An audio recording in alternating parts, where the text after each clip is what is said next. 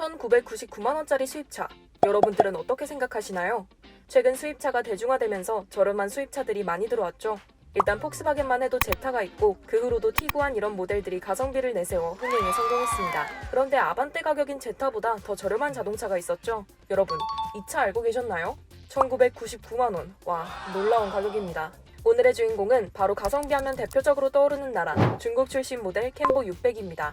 1999만원. 홈쇼핑이 생각나는 가격이지만 뭐 가성비는 좋네요. 그런데 야심차게 출시한 것 치곤 성과가 좋지 못했어요. 폭망에 가까웠죠. 중국차라는 인식도 문제고 호불호 갈리는 디자인, 부품 수급 문제, 감가 처리까지 가격 빼고는 거의 모든 게 쉽지 않은 모델이었는데요. 오죽하면 쪽팔려서 이걸 어떻게 타고 다니냐 라는 말까지 나올 정도였습니다. 오늘은 이 캔보 600에 대해서 알아보려고 합니다. 지금부터 함께 가보시죠. 먼저 캔보 600, 이 모델이 어떤 모델인지부터 알아보죠. 그 전에 잠시 혹시 북기은상이라는 브랜드를 아시나요? 북기은상은 2010년 베이징 자동차의 자회사로 설립되었고 중국 내에서는 환수라는 브랜드로 차를 판매하고 있습니다. 한마디로 북기은상은 수출용 브랜드라고 보면 되죠. 이 기업에서 내세운 주력 모델 중 하나가 바로 캔보 600입니다. 캔보 600은 우리나라에 처음 출시될 때 2천만원대 중형 SUV라는 장점을 내세웠습니다.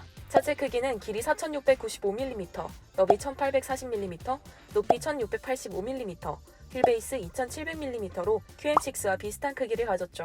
자세한 가격은 모던 1999만원, 럭셔리 2099만원으로 출시 당시 판매되었던 QM6 시작 가격 2480만원보다 저렴했습니다. 심지어 티볼리 중간 트림인 VX 가격으로 구매할 수도 있었죠. 다른 건 몰라도 가격 하나만큼은 정말 저렴했습니다. 자, 그럼 다른 부분도 괜찮았을까요? 괜찮았으면 대박을 쳤지 폭망하진 않았을 겁니다. 먼저 성능부터 좀 보면요. 엔진은 1.5L 가솔린 터보 엔진을 장착했습니다.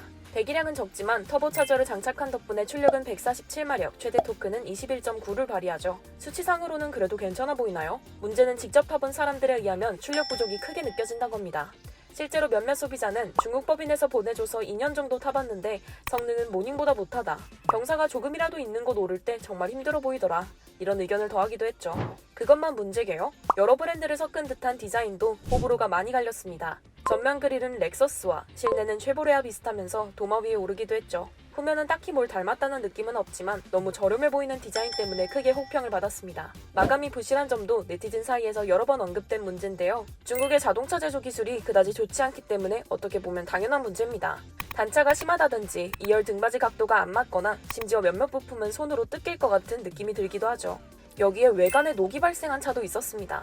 게다가 경사로 밀림 방지 장치에 결함이 나오기도 했죠. 실제로 경사로 밀림 방지 장치 반응이 늦어서 가속 페달을 계속 밟다가 차가 갑자기 튀어나가는 사고가 여러 건 발생했습니다. 그런데 해당 차량의 판매사 측은 이 문제에 대해 차량 결함이 아니며 정상적인 현상이다. 소비자에게 주의를 주는 것 이외에는 할 수 있는 것이 없다. 제조사의 시스템 개선을 요청하겠다. 이런 어이없는 답변을 했습니다. 근데 발언대로라면 정상적인 현상인데 왜 시스템 개선을 요청하나요? 감가 처리, 이것도 정말 큰 문제입니다. 자동차를 사서 평생 탈 게 아니면 언젠가 중고로 내놓거나 폐차라도 해야 할 텐데 캔보 600은 감가 처리 폭이 상당하죠. 구매하자마자 떨어진다고 봐도 무방합니다. 솔직히 누가 이 모델을 매입하려 하겠어요. 게다가 폐차해도 폐차값도 제대로 못 받는 경우가 있다고 합니다. 부품 때문인데요. 심지어 이 문제는 부품 수급이 전혀 안 돼서 사고가 나면 거의 무조건 전손 처리를 해야 할 지경이라고 합니다. 캔보 600. 이 모델에 대한 소비자의 반응은 어땠을까요? 백미러 부서지면 전손해야 한다는 전설의 그 차. 목숨이 2개 이상 있어야 살 수 있는 차. 언제 폭발할지 모르는 대륙 출신 구루마. 동네에 한 대 있었는데 가솔린 차에도 디젤처럼 소리가 우렁차더라. 이런 반응들이 있었습니다. 이외에 솔직히 싸고 디자인 괜찮아 보여서 관심 좀 있었는데 역시 부품 수급이 걸리더라. 이런 반응도 있었죠. 저걸 돈 주고 산 사람이 있구나. 새 차로 산 사람들 용기가 대단하다. 이런 의견도 적지 않았고요. 지금까지 캔보 600에 대해 알아봤습니다. 사실 중국에 대한 인식이 좋지 못한 것도 문제지만 애초에 모델 자체의 경쟁력이 떨어지는 게 더 큰 문제로 보이죠.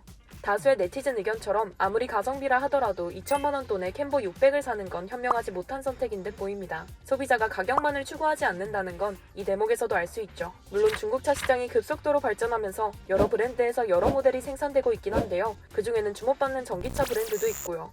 하지만 내연기관을 중국차로 산다는 건 정말 혁신을 거친 모델이 아니고서야 인기를 얻기 힘들 것으로 보입니다. 오토포스트 이슈플러스였습니다.